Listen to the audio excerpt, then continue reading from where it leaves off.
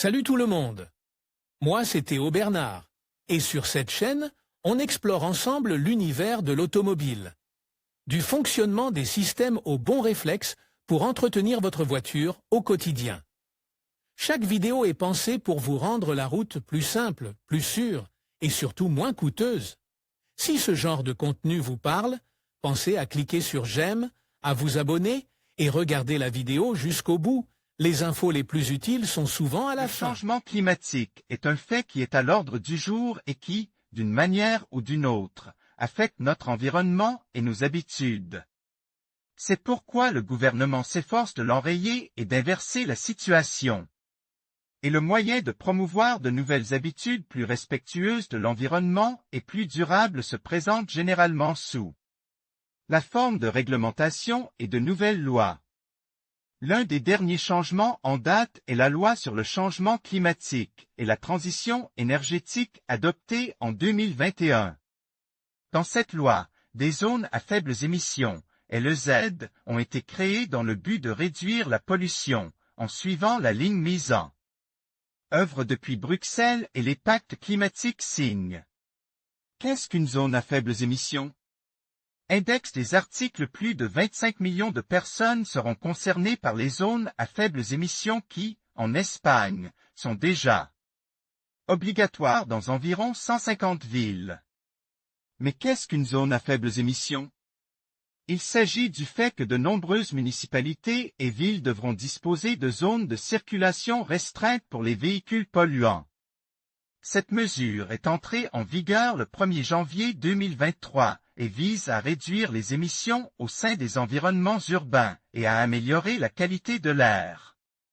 Les villes et municipalités qui seront concernées par cette mesure sont celles qui comptent plus de 50 000 habitants.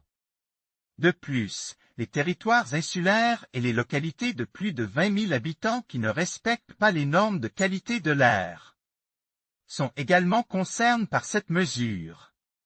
Les meilleures offres de location électrique. Obtenez une nouvelle voiture pour la première fois avec notre leasing Toyota Proace City. Van 50 kW EV L1 GX à partir de 324 € par mois et TVA incluse. Plus d'infos Dacia Spring Business à partir de 347 € au mois et TVA incluse.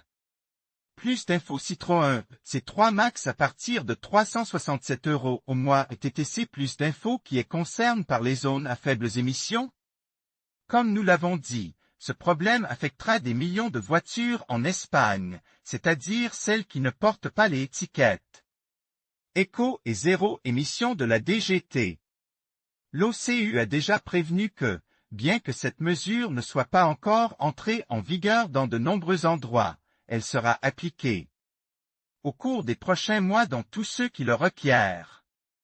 Il appartiendra aux communes elles-mêmes de déterminer, sous certaines conditions, la zone qu'elles définissent comme ZBE. Quel est le label de ma voiture? Étiquette zéro émission, pour les voitures les plus efficaces, telles que les voitures électriques et les hybrides rechargeables.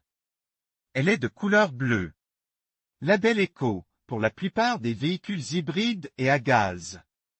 Label C, pour les voitures et camionnettes à essence immatriculées après janvier 2006 et pour les voitures et camionnettes diesel immatriculées après janvier 2015. Il est de couleur verte. Label B, pour les voitures et camionnettes à essence immatriculées depuis janvier 2001, et les voitures et camionnettes diesel immatriculées après janvier 2006. Elle est de couleur jaune. Pas d'étiquette, ou étiquette A correspond à tous les autres véhicules, considérés comme très polluants, qui ne peuvent porter aucune étiquette de la DGT. Les solutions que l'OCU demande à la DGT d'apporter. L'Organisation des consommateurs et des usagers demande un total de cette action à la DGT dans le but d'améliorer la situation de toute urgence. Permis de circuler pour les voitures sans étiquette. La première mesure concerne le droit pour les voitures sans label DGT d'entrée dans les zones à faibles émissions au moins 3 fois par an, car cela aura un impact très limite sur l'environnement.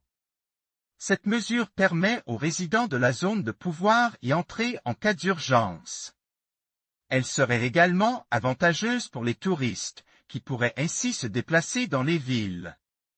Modification du système d'étiquetage environnemental. La mesure suivante consiste pour la DGT à modifier le système actuel d'étiquetage environnemental. L'objectif serait de donner la priorité aux émissions réelles des voitures.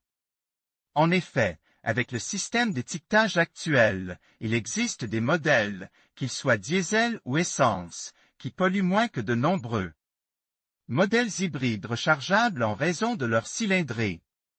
Extension de la signalisation. L'OCU estime que la signalisation à l'entrée des zones à faibles émissions doit être plus grande, plus visible et plus claire, avec des dispositifs d'avertissement lumineux. En effet, de nombreux conducteurs se retrouvent en infraction parce qu'ils ne connaissaient pas la zone et ne voyaient pas clairement les panneaux. Stationnement aux limites des zones à faibles émissions. Une autre mesure consiste à construire des parkings aux abords de toutes les LEZ. Ces parkings devraient être gratuits et bien desservis afin que les gens puissent facilement accéder au transport public. Cette mesure est essentielle pour permettre aux habitants des banlieues et des villes environnantes d'accéder aux centres urbains.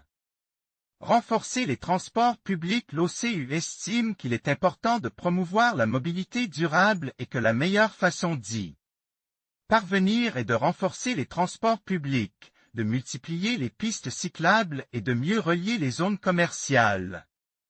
Prolonger les subventions du plan MOVE. Une autre proposition est une initiative visant à étendre les subventions du plan MOVE aux voitures d'occasion portant les labels éco et zéro émission. En effet, compte tenu de la situation difficile de nombreuses familles et de l'augmentation des prix, l'accès à des voitures neuves peut être facilité. Des informations plus claires sur les villes concernées. Une dernière mesure est la centralisation de toutes les informations sur les 150 villes concernées par les zones à faibles émissions afin d'indiquer clairement toutes les réglementations, les extensions, les situations de stationnement et l'accès. Il est vrai qu'il y a encore peu de municipalités dans lesquelles la zone à faibles émissions a déjà été mise en œuvre, mais au cours des prochains mois, le reste des villes et des municipalités qui répondent aux exigences seront également touchées. Par conséquent, si vous souhaitez rejoindre la mobilité durable, vous trouverez dans notre catalogue de location pour particuliers les meilleures options de voitures avec les labels zéro et éco, avec lesquels vous n'aurez plus à vous soucier des limitations de circulation ou à éviter les restrictions. En conclusion, les zones à faibles émissions en Espagne représentent une initiative cruciale pour améliorer la qualité de l'air et réduire la pollution urbaine. Cependant, elles soulèvent également des défis importants, tels que l'impact sur les commerces locaux, les inégalités d'accès au transport et la nécessité d'une sensibilisation accrue des citoyens. Pour que ces zones soient véritablement efficaces, il est essentiel d'adopter une approche équilibrée qui prenne en compte à la fois les enjeux environnementaux et les préoccupations sociales. L'avenir des villes espagnoles dépendra de notre capacité à naviguer ces complexités tout en avançant vers un développement durable.